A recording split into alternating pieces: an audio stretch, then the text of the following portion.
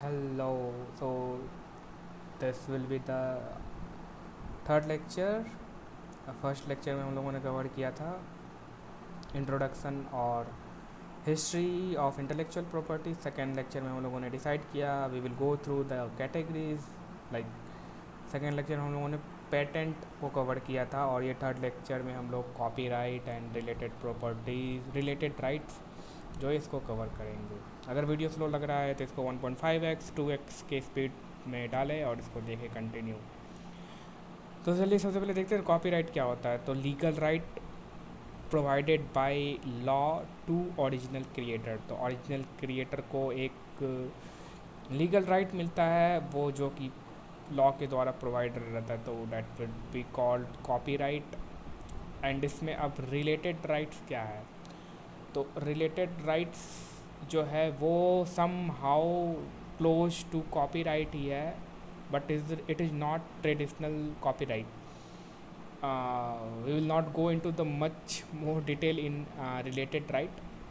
सो just आप ये समझ लो कि सम हाउ ये क्लोज टू कॉपीराइट ही है, और अगर जानना है डिटेल में तो आप गूगल कर लो।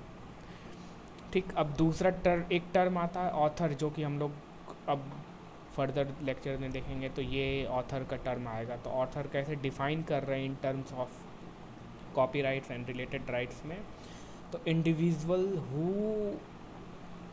डेवलप द कंटेंट, जो कंटेंट का ऑनर होगा, जो ने कंटेंट डेवलप किया है, तो दैट पर्सन को हम लोग क्या बोलेंगे, ऑथर। तो इसमें एग्जांपल हो सकता है वो ऑथर हो सकता है, राइटर को भी हम लोग ऑथर बोलेंगे। कंप्यूटर प्रोग्रामर ने अगर कोई एल्गोरिदम डेवलप किया है तो that would also be called author in terms of copyright and related right. और अगर म्यूज़िक कंपोजर है तो that would be also called eight author. तो ऑथर हम लोग जब अब रेफ़र करेंगे तो आपको ये समझ लेना है कि किस चीज़ को ऑथर रेफ़र कर रहे हैं। फिर वर्क जो है ये क्या है, इस वर्क मतलब हो गया आपको task undertaken in the field of literature, drama, music, artistics. तो कोई भी टास्क जो है इस फील्ड में है, हो रहा है, literature, drama, music, artistic etc, तो that would be called work. तो ऑथर और वर्क जब भी यूज करेंगे अब फर्दर तो आपको ये चीज़ रहना चाहिए कि ऑथर सिर्फ लेखक को ही नहीं बोलेंगे, ये किस सेंस में ऑथर हम यहाँ पे ले रहे हैं वो आपको पता रहना चाहिए। नेक्स्ट मूव करते हैं कि क्राइटेरिया क्या है कॉपीराइट के लिए। अगर आप अपने कंटेंट को कॉपीराइट के लिए प्रोसीड करते हैं तो उसका क्राइटेरिया क्या क्या है। तो a work must exist in some physical और we can say tangible form. तो जो भी वर्क है वो किसी ना फॉर्म में, एक तरह से फिजिकल फॉर्म में रहना चाहिए। और एक चीज़ और है, virtually any form of expression which can be viewed और लिसन। तो कोई भी फॉर्म ऑफ एक्सप्रेशन जिसको कि आप व्यू कर सकते हो और लिसन सुन सकते हैं, तो that will also be eligible to qualify as a copyright. तो ये चीज़ पहला पॉइंट है क्राइटेरिया। दूसरा क्या है कि आपका जो कंटेंट है वो ओरिजिनल होना चाहिए। तीसरा क्या है, जो आपका कंटेंट है क्रिएटिव होना चाहिए। ओरिजिनल, क्रिएटिव, ये सब चीज़ आपको पता है, इसको डिस्क्राइब करने की जरूरत नहीं है। ऑनरशिप ऑफ कॉपीराइट, अब जिसके पास है कॉपीराइट का ऑनरशिप तो वो क्या कर सकता है, person who created the work is considered as the first holder of the copyright. तो जिसने भी फर्स्ट उसको क्रिएट किया है तो that will be the first holder of the copyright.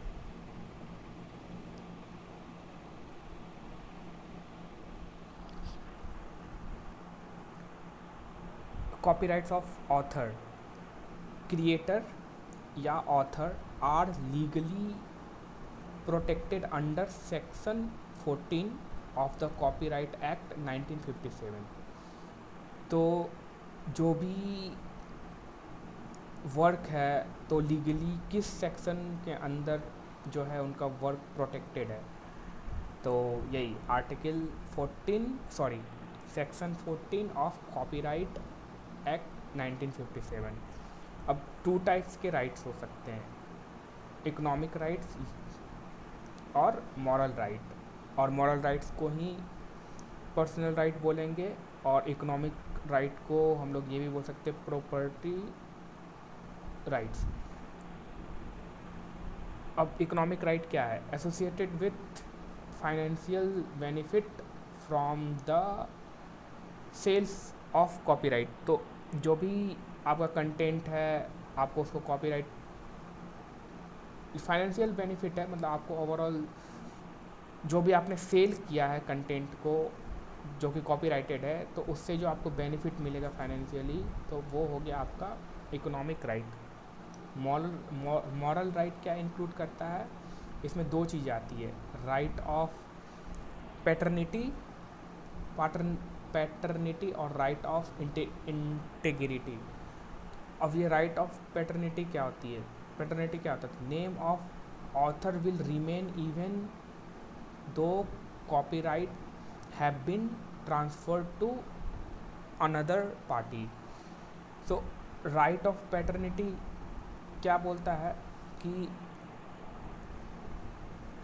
Author name of the author will remain even though copyright have been transferred to another party. अगर आपने कोई कंटेंट डेवलप किया या बुक लिखा और उसका कॉपीराइट आपने किसी को दे दिया, बट स्टिल जो ऑथर रहेगा वो रिमेन सेम रहेगा, वही रहेगा, जो ऑथर ओरिजिनल था वही रहेगा। तो यही है राइट ऑफ पैटर्निटी। और राइट ऑफ इंटीग्रिटी क्या है? Original author have right to prevent misuse of work. तो जो भी कंटेंट ओरिजिनल ऑथर ने डेवलप किया है, तो उसके पास राइट्स है कि उसके काम का अल्टरेशन नहीं होना चाहिए। कोई भी उस काम जो भी कंटेंट उसने डेवलप किया उसमें किसी भी तरह का एडिशन नहीं होना चाहिए, तो उसको बोलेंगे राइट ऑफ इंटीग्रिटी। मतलब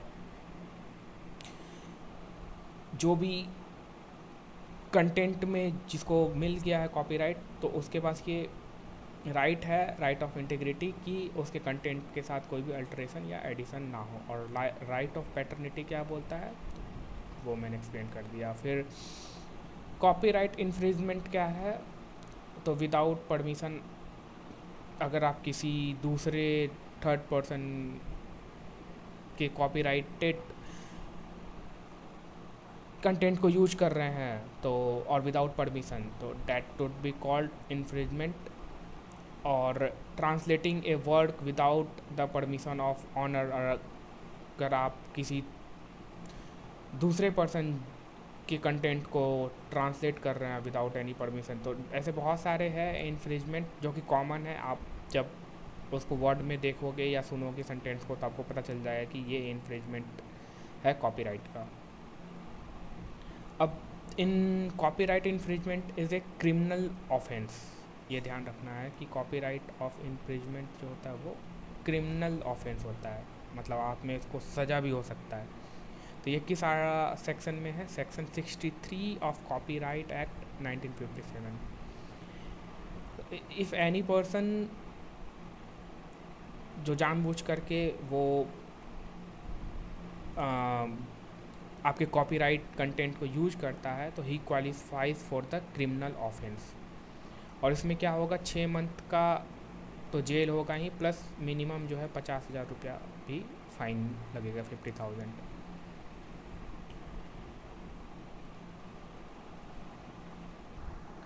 फिर क्या है कि एक और इम्पॉर्टेंट पॉइंट है, कॉपीराइट इन्फ्रिंजमेंट इस कॉग्निजेबल ऑफेंस। कॉग्निजेबल ऑफेंस मतलब क्या है कि पुलिस जो है आपको विदाउट वारंट का भी आपको गिरफ्तार कर सकती है। तो ये ध्यान रखना है कि कॉग्निजेबल ऑफेंस है क्या? Copyright infringement.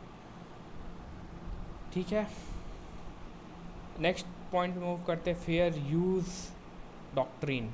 तो सेक्शन 52 ऑफ द कॉपीराइट ये क्या बोलता है? Limited use of copyright materials for teaching and research program. तो अगर आप किसी कॉपीराइट मटेरियल को या कॉपीराइट कंटेंट को आप टीचिंग या रिसर्च पर्पस से यूज कर रहे हैं तो वो इन्फ्रिंजमेंट के अंदर नहीं आएगा. सो अंडर सेक्शन 52 ये बोलता है कि अगर आप किसी भी कॉपीराइट मटेरियल को टीचिंग और रिसर्च पर्पस से यूज कर रहे हैं तो उसको हम लोग फेयर यूज बोलेंगे एंड वो इन्फ्रिंजमेंट के अंदर नहीं आएगा. एक पॉइंट और है, as per section 2O of the copyright act 1957, literary work includes computer program, table, compilations including computer database. It is mandatory to supply source code and object code along with the application of registration of copyright. So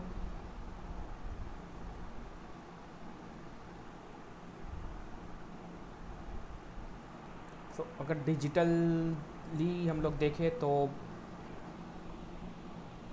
जैसे कि अभी तो पूरा digital जैसे तो ये computer programs, tables, database ये सब भी जो है आपको एज ए कॉपीराइट हम लोग इसका ले सकते हैं, ठीक है, रजिस्ट्रेशन करके. ये चीज़ें थी. और उसके बाद से फिर अब आते हैं नॉन कॉपीराइट वर्क. अब कुछ ऐसे चीज़ें हैं जिनको कि आप कॉपीराइट नहीं कर सकते हो, ठीक है. अगर उसका एप्लीकेशन भी डालोगे तो वो रिजेक्ट हो जाएगा कॉपीराइट के लिए. और तो वो कौन सी है? The idea, concept, principle themselves can not be protected under copyright. Only the form in which they are expressed can be copyright. तो अगर किसी के पास कोई आइडिया आ रहा है तो that can not B copyright. हाँ, आइडिया का इम्प्लीमेंटेशन कर दिए तो वो फिर आप जो है उसका कॉपीराइट कर सकते हैं. Facts such as scientific or historical discoveries are not copyright protected. Any fact a person discovered in the course of research cannot be copyright protected. For example, an author of a book, Buddhism, take 10-15 years to gather all the necessary material and information from his work. At the great expense, the author travels to various museums, libraries, and however, after the book is published, anyone is free to use underlying fact provided they express the information on their own. तो वही है, मतलब क्या बोल रहा है कि कोई भी हिस्टोरिकल डिस्कवरीज कॉपीराइट प्रोटेक्टेड नहीं हो सकती है. Copyright doesn't protect titles, name, slogan, short phrase, short word combination, method, factual information. तो ये इसको भी कॉपीराइट कवर नहीं करता. Copyright certificates are not considered as copyrightable subject matter as there is no much scope for creativity. Certificates are not, फिर वही same point है, digitally created work and copyrighted work transformed into digital format and placed on internet are copyright protected. तो digitally created work and digitally created works and created work transform into digital, तो transform into digital form placed on the internet are copyright protected.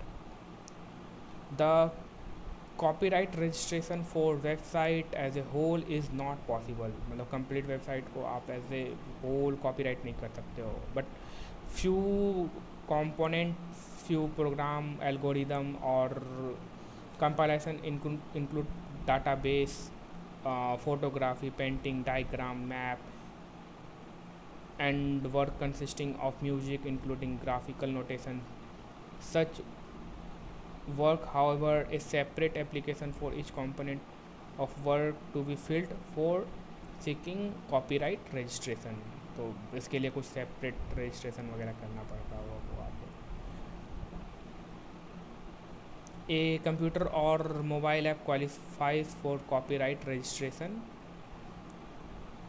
if someone sweeps your picture, song, video from the internet and use it for their purpose it is copyright infringement. तो अगर आपका कोई photo ले लेता है और वो अपने पर्पस के लिए यूज कर रहा है तो that would be copyright infringement.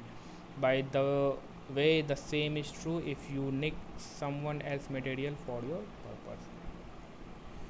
ठीक है, तो ये सारी पॉइंट्स से एक बार आप लोग देख लेंगे, खुद से इसको पढ़ लेंगे, समझ में आ जाएगा। ठीक, अब कॉपीराइट रजिस्ट्रेशन कैसा है, तो कोई ज़रूरी नहीं है कि it is not necessary to register a work to claim copyright. Once created it receives automatic copyright safety. आपको ज़रूरी नहीं है कि आप कंटेंट कोई बनाई है तो आपको उसका रजिस्ट्रेशन कराना ही पड़ेगा कॉपीराइट के लिए। एक बार जब ये बन गया तो वो ऑटोमेटिकली उसको हम कंसीडर कर सकते हैं कि ये कॉपीराइट सेफ्टी के अंतर्गत आएगा। बट इट इज़ एडवाइसेबल है कि जो है ऑथर जो है अपना वर्क को रजिस्टर कर ले कॉपीराइट के लिए फॉर बेटर लीगल प्रोटेक्शन। कभी केस वगैरह हो गया या कुछ हो गया तो लीगल प्रोटेक्शन। अब ये फ़्लो चार्ट है, क्या चीज़ का फ़्लो चार्ट है कि कैसे जो है कॉपीराइट रजिस्ट्रेशन कर सकते हैं। तो उतना इम्पॉर्टेंट नहीं है, वैसा कुछ नहीं है। एप्लीकेशन भरे, फिर इशू ऑफ डायरी नंबर, फिर 30 days mandatory waiting for objection, फिर ऑब्जेक्शन फील्ड होगा। ऑब्जेक्शन फील्ड हो गया तो जब यहाँ से अगर किसी ने ऑब्जेक्शन फाइल कर दिया कि जो भी कंटेंट है वो मेरा है या चुराया हुआ है, अगर हो गया तो फिर जो है वो एट द एंड जाके रिजेक्ट हो गया। वो उतना इम्पॉर्टेंट नहीं है कि कैसे कैसे रजिस्ट्रेशन होता है, वो बाद में देखा जाएगा। फिर जो कॉपीराइट फॉर्म होते हैं तो कुछ कुछ इंपॉर्टेंट फॉर्म है वो पता रहना चाहिए। जैसे कि अगर आप रजिस्ट्रेशन कर रहे हो कॉपीराइट के लिए तो वो कितना है, फॉर्म नंबर 14। ठीक है, application for registration of copyright form 14। और दूसरा है application for registration of change in particular of copyright, तो उसके लिए आपको फॉर्म 15 ये सबमिट करना पड़ेगा। फिर रजिस्ट्रेशन ऑफ कॉपीराइट सोसाइटी, तो इसके लिए आपको फॉर्म 13। उसके बाद application for the reinforcement of copyright, इसके लिए आपको फॉर्म 1।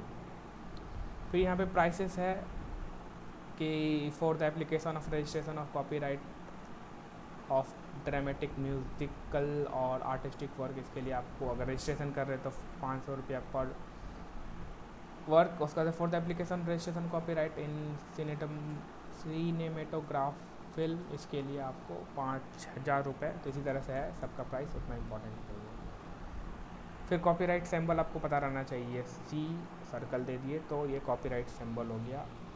कोई ज़रूरी नहीं है कि आपका कोई कंटेंट है तो उसमें आप ये कॉपीराइट सिंबल दें ही, ठीक है। नहीं भी दीजिएगा तो वो समझ में है कि वो कॉपीराइट सेफ्टी के अंतर्गत है। Elements of sound recording. अब साउंड रिकॉर्डिंग के लिए हम लोग सी इस तरह का सिंबल यूज नहीं करते, हम लोग क्या करते हैं, पी यूज करते हैं, पी और उसका सर्कल। तो ये इसका मतलब ये कॉपीराइट ही हुआ। तो ये पर्टिकुलर स्पेसिफिकली साउंड रिकॉर्डिंग्स वगैरह में यूज होता है। अब वैलिडिटी क्या होती है कॉपीराइट्स की, कितने दिन तक वैलिड रहेगा, ये थोड़ा इंपॉर्टेंट है, इसमें कुछ कुछ point. In general validity of copyright is for 60 year. 60 year, अब ये 60 ईयर कहाँ से कैलकुलेट होगा ये इंपॉर्टेंट है। This period start from year after the death of author.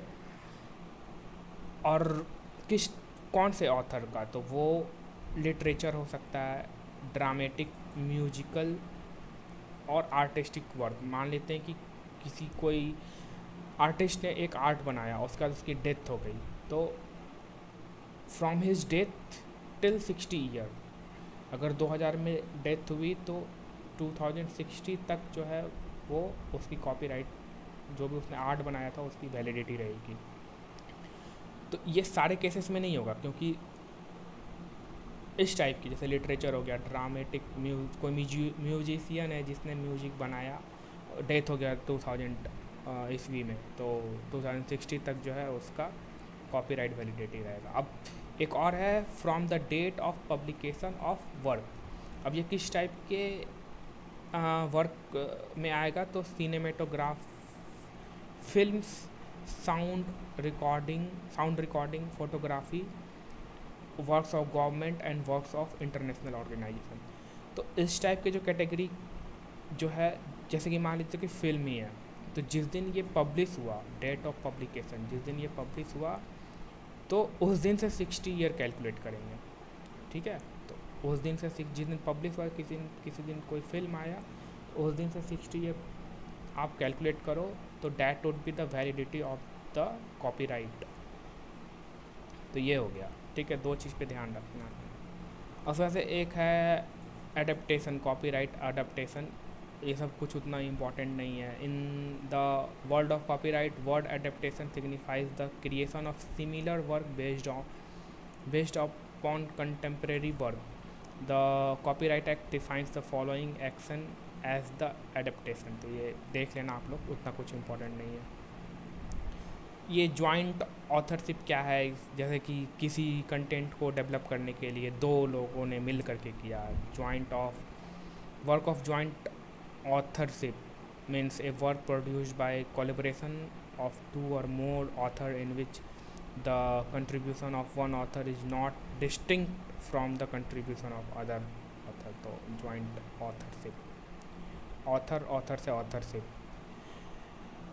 copyright enforcement advisory council CEAC, in 1991 the government set up CEAC to review the progress of enforcement of Copyright Act periodically and advise the government regarding measure of the improving enforcement of the act, ठीक है। तो ये एक council है, advisory council, जिसको कि government ने 1991 में सेटअप किया था इम्प्रूवमेंट वगैरह ये सब देखने के लिए, ठीक।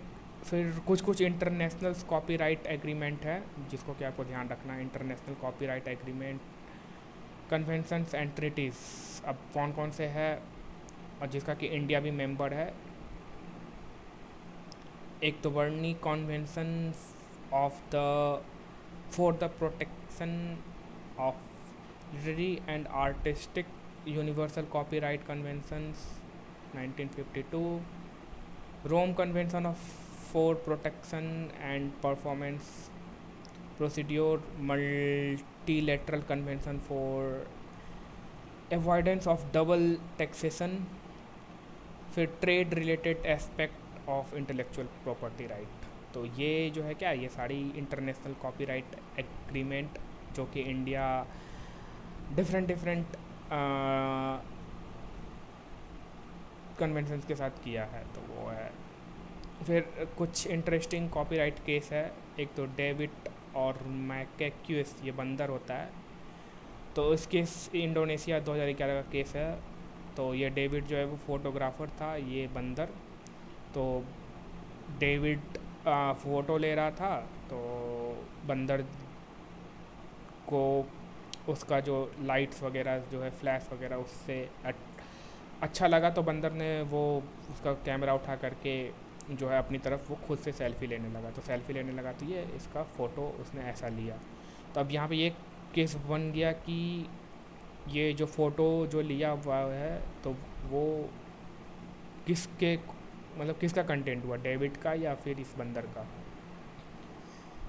तो स्टिल इस पे केस चला और केस का रिजल्ट क्या हुआ वो मुझे याद नहीं है, बट जो पूरा हक जो है वो डेविड को नहीं है। स्टिल जो वाइल्ड लाइफ है जहाँ पे ये बंदर है, तो कुछ परसेंटेज ऑफ जो है उसको भी है। तो कितना है कितना नहीं है वो मुझे नहीं पता। फिर एक और केस है हैप्पी बर्थडे टू यू। ये जो गाना है वो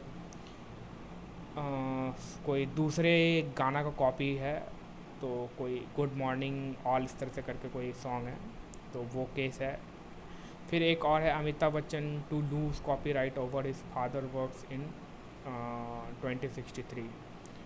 तो अमिताभ बच्चन के जो फादर है उनका जो उन्होंने जो भी बुक्स वगैरह लिखा है, तो वो 2063 में वो उस कॉपीराइट जो है वो लूज कर जाएंगे। क्यों? क्योंकि हम लोगों ने ऊपर पढ़ा था, अगर कॉपीराइट कब तक वैलिड रहता है, तो 60 ईयर फ्रॉम हिज डेथ। तो ये ऑथर थे, ऑथर इन द सेंस कि ये राइटर थे, तो इनका जब डेथ हो गया तो उससे 60 ईयर प्लस तक वैलिडिटी रहेगी कॉपीराइट की। तो ये तो इस पे केस वगैरह चला था। तो ये 3 केसेस है कॉपीराइट से रिलेटेड। इंटरेस्टेड है तो आप गूगल करके देख सकते हैं। So that is all. अगर लेक्चर स्लो लग रहा है तो थोड़ा फास्ट करके देखें। ओके, हम लोग नेक्स्ट कवर करेंगे lecture, next category that would be the trademark. And कोशिश करेंगे कि और शॉर्ट टाइम में इसको कवर करें। बहुत सारी चीज़ें जो है वो उतना एक्सप्लेन नहीं कर रहा हूँ क्योंकि आप खुद देख सकते हैं। ठीक है, मिलते हैं नेक्स्ट लेक्चर में।